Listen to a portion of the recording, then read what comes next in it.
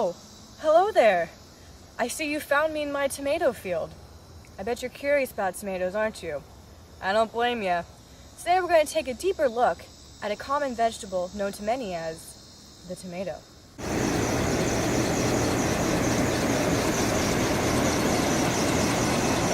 Now let's take a deeper look at the tomato, starting from the seed to your sandwich.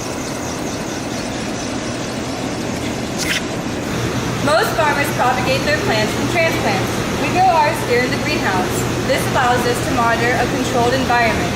We keep an eye on water intake, temperature, and humidity. In an open field system, tomatoes are grown in raised beds. Here on this farm, we chose to use a white mulch. There's a lot of benefits to using a mulch, especially a white one in general. For one, during the day, it keeps the soil nice and cool. Also, it's a good preventative for weeds. Beyond all of this, using a mulch will stop evaporation from happening as rapidly, allowing the plants to remain hydrated throughout the day. As you can see, just underneath this mulch lining, we have drip tape comes through, and it runs through the entire line. Beyond this, on our farm in particular, we like to use 18-inch spacing. This spacing is really important on your plants, so that way, if they're not crowded, they don't have to fight for nutrients and water. In these three beds, you can see various vegetative growth stages. In order to train these plants, we begin by tying string near the base. As they grow larger, we continuously add more and more string to the plants. Without this, the plants would collapse on themselves. They might seem light now, but just wait until there's full ripe tomatoes on them. They'll be toppling over without the extra support. Tomatoes, of course, have their own problems. Especially here in Florida, we can come across whiteflies, nematodes, mites, and due to the high humidity and dense canopies, fungus infections. How do we combat this? Well, weekly we have scouts go out in the fields, check up on the plants, make sure there's nothing amiss, and if so, we follow IFAS standards for spraying and try to handle the situation best we can. A typical farm irrigation system begins at the riser, the source of the water. Water then runs through what is known as polypipe and through a timer. This timer is the valve that opens and shuts depending on what programs are in it. This allows farmers to control how long water runs and what times of the day. In our farm in particular, we have a 30-minute system running at 9 a.m., 12, and 3 p.m. Water can then continue to run through what is called the polypipe, of course, or it can pit stop at the dosatron. Now, what is a dosatron, you might ask? The dosatron uses a pump and this cord to suck up fertilizer and then distribute it to the different beds. This is a process known as fertigation, of course, because we're combining irrigation and fertilizer. So then, if you come over here, you will see that the polypipe uses these connectors and brings it to the drip tape. The drip tape runs just directly underneath the mulch all the way to the ends of the bed. Within this drip tape, there are things called emitters. These emitters are one every 1 foot. This allows the plants to receive just the right amount of water, not too much and not too little. In terms of harvesting, there are many phases at which farmers can pick the tomatoes, but typically speaking, they wait until they're just starting to turn pink. This allows them to be completely red by the time they reach your table. One thing to look out for when harvesting is to ensure that the stem is completely off the tomato. If not, they could puncture one another and damage the product before it can even reach the store. So right now we're on our way to speak with Dr. Agahara, who is one of the professors here at the Gulf Coast Research and Education Center. He's going to fill us in a little bit more on one of his newest tomato experiments.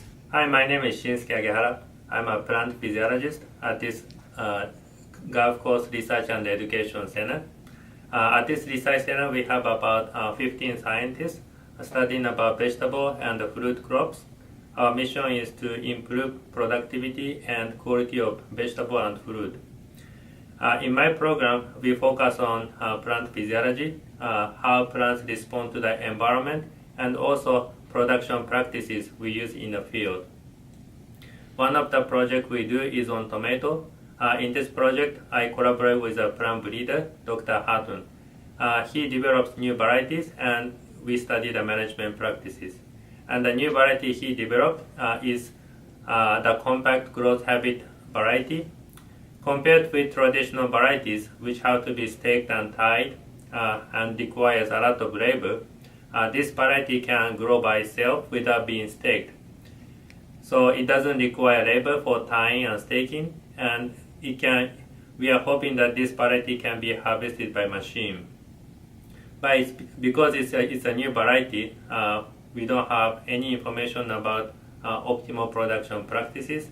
So our program is testing this variety and trying to find out the optimal plant spacing, amount of water, nutrients, the basic production practices, so we can maximize the genetic potential of this new variety.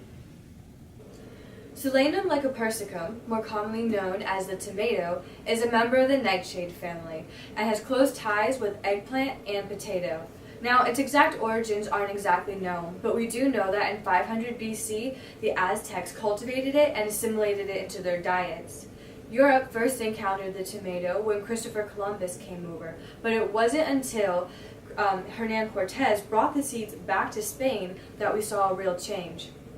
Thanks to Cortez, by the 17th century, tomatoes were a common thing to eat in Spain. Now, as for Europe, they were a little more apprehensive because the tomato resembled the wolf peach, which is poisonous.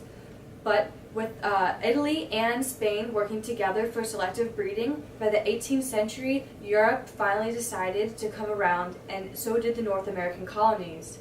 Asia also joined the game as well in the 19th century, and in the 1870s, a tomato that really kick-started the industry and brought us to where we are today was created by Alexander W. Livingston, and this breed was called Paragon. Now we're going to discuss the life cycle of the tomato plant. It begins with germination, which typically happens within 1 week of planting. The next phase is vegetative growth. This is where the plant will experience the most development as it focuses on growing both root and leaf mass. The following stage is fertilization and seed formation. A positive characteristic about the tomato plant is that its flowers possess both male and female reproductive organs, allowing it to self-pollinate. And then finally, of course, we are left with a delicious tomato. This cycle works most efficiently when there is nutrient-rich soil, warm conditions, and the plant receives at least 6 hours of direct sunlight a day. Some Florida varieties of tomato are Charger, Phoenix, Raleigh, and Raceway. At this farm, 2 of the many varieties tested are Florida 47 and 8924. Both of these 2 varieties have yet to be released to the market.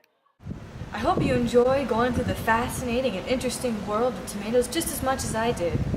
Next time someone sets a juicy red tomato in front of you and you sink your teeth into it, just know that you understand the growing process, fertilization, irrigation, and transplants that all incorporate what is known as growing tomatoes. Now, if you'll excuse me, I've got some planning to do.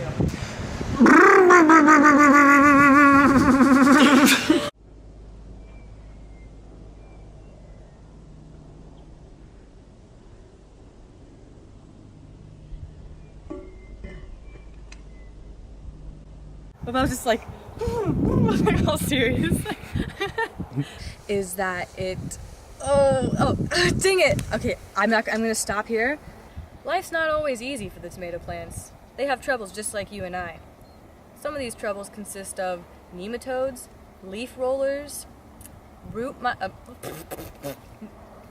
mites. In terms of harvesting, farmers typically okay.